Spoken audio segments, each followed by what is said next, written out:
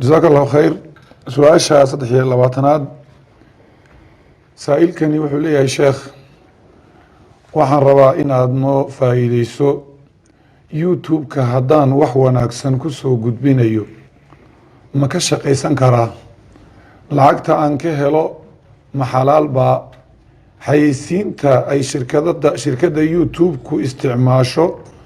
lacalla shay aan bannaanayn hadday kugu dul xayeysiisato lacagta kaa soo gashaay maxay noqon kartaa da-yartu aada bay uga shaqaysataa waayahan dambe youtube-ka بسم الله وسؤال جوابتيdu waqti ay u baahan tahay iska hawlo badan dhinacyo badan in la iska taago u baahan waqtiguna waa iska kooban yahay khulaasadu waxaa weeye labaynu u kala qaadaynaa janalyaha youtube-ka la furanayo janal loogu talagalay iyo qanaad loogu talagalay in muslimiinta loogu adeego dangood dacwo lagu gaadhsiiyo diin lagu gaadhsiiyo khayr iyo wanaag loogu sheego oo maslaxada loo furay oon loo furanin dana khaasa iyo aad shilima ka heshid ninka qaabka u furtay waxaa laga rabaa marka horeba inuu iska xidho oo qeybta iclaanaadka markaad furanayso qeybta iclaanaadka waa iska xidhi kartaa oo waxaad leedahay wixii khamro ku saabsan ama ku saabsan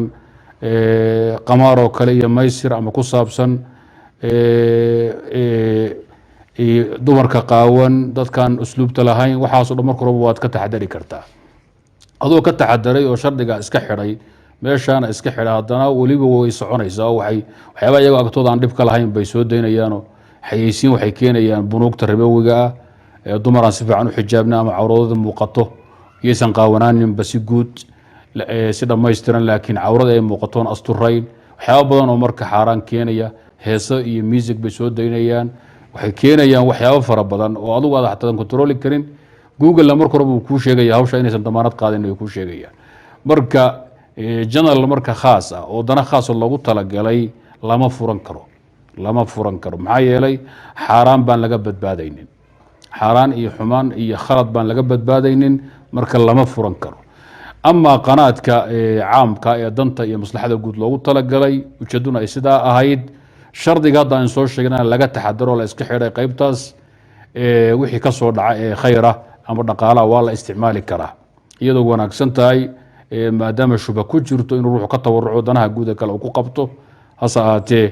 waa uu isticmaali karaa jawaabteedu waa intaa waxaa yeelay taxriimku wuxuu ka imanayaa asalka guud ah ama khaaska wuxuu ka imanaya 3 qodob waxaa laga rabaa marka koobaadba in markaad isdiiwaan galinayso aad furanayso youtube-ka ama qanaadka aad furayso waa in shirkadda youtube-ka ay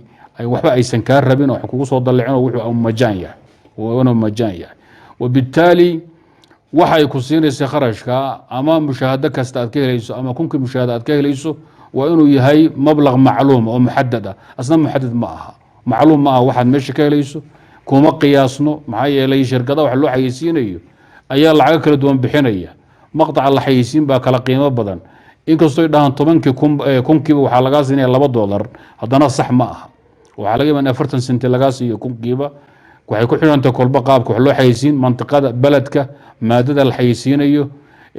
axadka wax loo xayeysiinayo marka waxaa weeye mablaqina waa majhuul iclaankuna kama badbaadayo inuu xambaarsan yahay shay xaaraan ah oon bannaanayn marka dana khaasa howlaha looma jeeri karo ama dan guud haddii loo adeegayo muslimiinta loogu adeegayo hawshaasna la ilaaliyo oo laga taxadaray wixii ka soo dhac waa la isticmaali karaa wallahu subxaana wa tacaala aclam